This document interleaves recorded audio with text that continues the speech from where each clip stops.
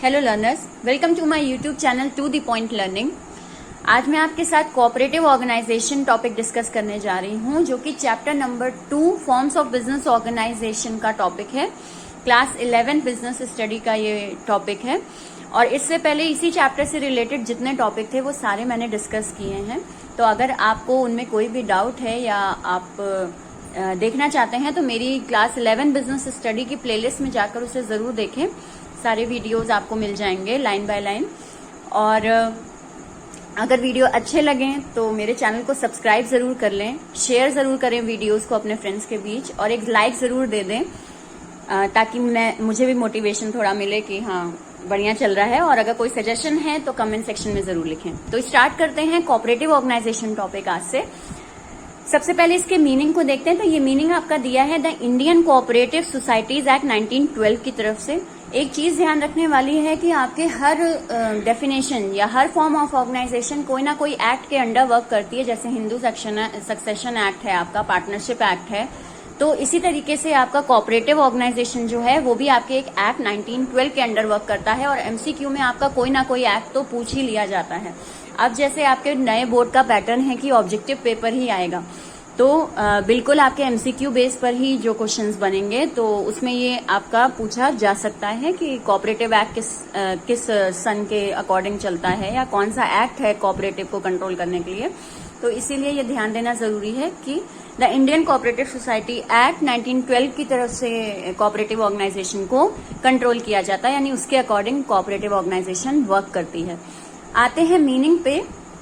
तो it is a society which has its objective for the promotion of economic interest. यहाँ पे cooperative organisation को अगर हम देखें तो कोऑपरेटिव का मतलब क्या होता है, यानी आप किसी के साथ मिलके कोऑपरेटिव मैनर में, कोऑर्डिनेटेड मैनर में साथ मिलके आप किसी ऑर्गेनाइजेशन को रन कर रहे हो, जहां पे आप ध्यान दे रहे हैं कि इकोनॉमिक इंटरेस्ट भी हो, यानी पैसे से रिलेटेड तो फायदा हो। किसका हो? अपने ही मेंबर्स का, यानी जिनके साथ मिलके आप ऑर्गेनाइजेशन सेटअप किए हैं उनका फायदा हो इकोनॉमिक इंटरेस्ट को लेकर, in accordance with cooperative principles. और उसके साथ साथ आप कोऑपरेटिव प्रिंसिपल्स को भी माने, यानी जैसे आपके पार्टनरशिप में भी था कि अगर आप कोई अनलॉफुल एक्टिविटी कर रहे हैं तो उसको हम पार्टनरशिप नहीं कहते हैं, ठीक है। इसी तरीके से कोऑपरेटिव ऑर्गेनाइजेशन भी कि कई सारे मेंबर्स मिलके कोऑपरेटिव ऑर्गेनाइजेशन बना रहे हैं, तो इकोनॉमिक इंटरेस्ट वो करें, यानी कि फायदा एक दूसरे का करें और इसमें मेनली मेंबर्स का बेनिफिट इन्वॉल्व हो और साथ साथ कोऑपरेटिव प्रिंसिपल्स को मानते हुए। तो ये आपका कोऑपरेटिव ऑर्गेनाइजेशन होता है। इसमें एक चीज आती है कि यहाँ पे जैसे इस डेफिनेशन में नहीं मेंशन है, लेकिन यहाँ पे इनका मेन मोटिव प्रॉफिट अर्न करना नहीं होता, ठीक है। अगर हम बात करें तो यहाँ पे इनका मेन मोटिव प्रॉफिट अर्निंग नहीं होता है। इनका मेन मोटिव क्या होता है कि एक दूसरे की हेल्प करना, ठीक है। हेल्प या वी इस टाइप के ये आपके चीजों को सपोर्ट करते हैं कि हेल्प हो हमारे मेंबर्स की, और मेन हमारा मुद्दा प्रॉफिट ना रहे, एक दूसरे की हेल्प करना, ये मेन अपने मोटिव को लेकर चलते हैं। तो दैट इज कोऑपरेटिव ऑर्गेनाइजेशन। दूसरा बात करते हैं फीचर्स की। फीचर्स वन बाय वन देखते हैं। यहाँ मैंने हेडिंग फीचर्स की दी है, ठीक है। एक्सप्लेनेशन आपकी बुक में ऑलरेडी मौजूद है, तो हाँ उसको मैं लाइन बाय लाइन नहीं समझाऊंगी, ओवरऑल उसका क्या मीनिंग है वो आपको समझाती हूँ। सो पहला पॉइंट लेते हैं वॉलंटरी एसोसिएशन। अगर मैं वॉलंटरी एसोसिएशन की बात करूं तो पहले इसके वर्ड का मीनिंग समझ लेते हैं। वॉलंटरी मतलब होता है कोई भी, एनीवन, ठीक है। कोई भी एसोसिएशन में आ सकता है और कोई भी आराम से एसोसिएशन से जा सकता है, एसोसिएशन को छोड़ के, यानी कोऑपरेटिव ऑर्गेनाइजेशन को छोड़ के। तो यहाँ पे मेनली आपका वॉलंटरी एसोसिएशन का मीनिंग ये बनता है कि ये ऑर्गेनाइजेशन एक ऐसी ऑर्गेनाइजेशन है जहां पर कोई भी person, any person can join it. कोई भी पर्सन इस ऑर्गेनाइजेशन को ज्वाइन कर सकता है। जैसे एग्जाम्पल के तौर पे कहूँ तो अगर आपकी कंज्यूमर ऑर्गेनाइजेशन है, ठीक है, कंज्यूमर कोऑपरेटिव ऑर्गेनाइजेशन है, तो कोई भी कंज्यूमर इनसे ज्वाइन कर सकता है। उसके लिए कोई आपको क्वालिफिकेशन या कोई चीज या कोई बेसिक चीज की मैंडेट चीजें कंपलसरी नहीं है कि हाँ इसके बिना नहीं ज्वाइन कर सकते आप, नहीं। आप कंज्यूमर कोऑपरेटिव कोई भी कंज्यूमर ज्वाइन कर सकता है। इसी तरीके से अगर मैं एग्रीकल्चर कोऑपरेटिव की बात करूं तो अगर आप फार्मर हैं तो आप एग्रीकल्चर कोऑपरेटिव सोसाइटी ज्वाइन कर सकते हैं। क्यों? क्योंकि वो मेनली एग्रीकल्चर पर्पज से ही बनी हुई है। तो यहाँ पे वॉलंटरी एसोसिएशन का मीनिंग यही होता है कि बिना किसी कास्ट की, क्रीड और रिलीजन को ध्यान में रखे कोई भी यहाँ पे ज्वाइन कर सकता है कोऑपरेटिव सोसाइटी, और कोई भी उसको अपनी मर्जी से छोड़ के जा सकता है बाय गिविंग नोटिस, एक नोटिस दें और छोड़कर जा सकते हैं। तो यहाँ पे इसीलिए इस पॉइंट को वॉलंटरी एसोसिएशन का है कि एंट्री एग्जिट फ्री रहती है आपकी, आप अपने मन से आए और अपने मन से कोऑपरेटिव ऑर्गेनाइजेशन को छोड़ के जा भी सकते हैं। दूसरा पॉइंट आते हैं लीगल स्टेटस। लीगल स्टेटस का यहाँ पे पॉइंट इसलिए है क्योंकि कोऑपरेटिव ऑर्गेनाइजेशन को रजिस्टर्ड कराना बहुत जरूरी होता है, इसका रजिस्ट्रेशन कंपलसरी होता है, ठीक है। इसको कंपलसरी कराने के बाद इसकी अपनी अलग पहचान हो जाती है, अपना अलग लीगल स्टेटस हो जाता है। ये कंपनी जब रजिस्टर्ड हो जाती है तो उसके बाद ये कंपनी अपने नाम पर ऑर्गेनाइजेशन ओपन कर, अपने नाम पर कोई भी कॉन्ट्रैक्ट कर सकती है, ठीक है।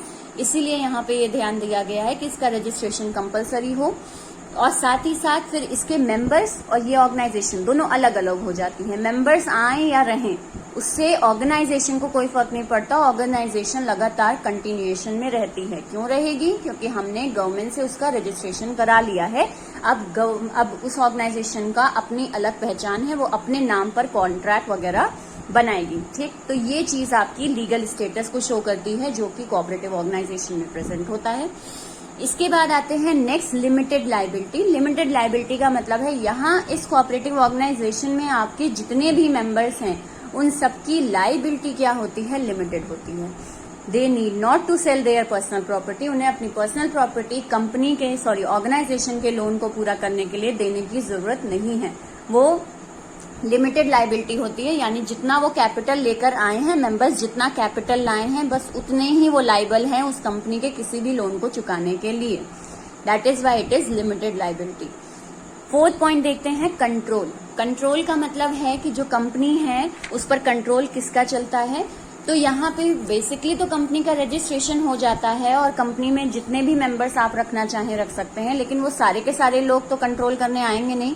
तो क्या होता है, कुछ आपके मेंबर्स होते हैं, ठीक है, कुछ मेंबर्स को चुना जाता है वोटिंग के मदद से, और इस मदद से ही एक मैनेजिंग कमेटी बनाई जाती है, ठीक है। एक मैनेजिंग कमेटी फॉर्म होती है, यानी जितने मेंबर्स हैं वो अपने में से ही आपस में वोट करके एक कुछ लोगों को चुन लेते हैं जो कि क्या कहलाती है? Managing committee. फिर ये जो लोग होते हैं जो वोट पे जीत के आए हैं, ये ऑर्गेनाइजेशन को मैनेज करने का, यानी डे टू डे एक्टिविटीज को देखने का और डिसीजन लेने का काम करते हैं। नेक्स्ट आते हैं सर्विस मोटिव। जैसा मैंने अभी आपको ऊपर मीनिंग में बताया था कि इनका मेन मोटिव क्या होता है, प्रॉफिट अर्न करना नहीं होता है बल्कि हेल्प करना होता है। तो यहाँ पे सर्विस इनका मेन मोटिव होता है कि हम ये जो अर्न कर रहे हैं यहाँ पे हमारा मेन पर्पस प्रॉफिट अर्निंग ना हो बल्कि अपने मेंबर्स की हेल्प करना हो। हमारे साथ जो भी मेंबर हमारे जुड़े हैं हमें उनकी हेल्प करनी है, इस मुद्दे से हमने ये ऑर्गेनाइजेशन ओपन की है। अगर मैं बात करूं तो इस ऑर्गेनाइजेशन में मेनली ऐसा होता है, जैसे हम एग्जांपल लें, एग्रीकल्चर ऑर्गेनाइजेशन है। अब एग्रीकल्चर ऑर्गेनाइजेशन में सारे के सारे फार्मर्स उसके मेंबर्स हैं, तो फार्मर्स को सीड्स सब्सिडाइज्ड रेट पे मिलेगा, फार्मर्स को उनकी एग्रीकल्चर के लिए टेक्निकल एडवाइस मिलेगी और फर्टिलाइजर्स मिलेंगे एट दी ऑप्टिमम लेवल और एट दी ऑप्टिमम प्राइस, जो कि मार्केट में उन्हें महंगे मिल सकते थे, लेकिन यहाँ क्योंकि वो एक ऑर्गेनाइजेशन से जुड़े हैं जो कि उन्हीं की हेल्प के लिए है, तो वहाँ उन्हें अपने एग्रीकल्चर से रिलेटेड चीजें कम दामों पे, एडवाइस उनको काफी कुछ सपोर्टिव वे में, गवर्नमेंट की स्कीम्स उनको, उनके फायदे उनको जल्दी और आसानी से मिल जाएंगे क्योंकि वो एक कोऑपरेटिव ऑर्गेनाइजेशन का हिस्सा है। तो इसीलिए यहाँ पे ये मुद्दा आता है कि ये मेनली सर्विस मोटिव पे ध्यान देती है, अपने प्रॉफिट पे ध्यान नहीं देती। कोऑपरेटिव ऑर्गेनाइजेशन अगर प्रॉफिट अर्न नहीं कर रही है तो उससे कोई दिक्कत नहीं है, लेकिन इनका जो सर्विस मोटिव का जो मेन मुद्दा है वो नहीं हटना चाहिए। 6 पॉइंट पे आते हैं इक्वल वोटिंग राइट। जैसे कि हमने यहाँ पे बात की कंट्रोल में कि मैनेजिंग कमेटी बनाई जाती है वोटिंग करके, तो वो वोटिंग होती किस तरह है, तो वहाँ इक्वल वोटिंग राइट होते हैं।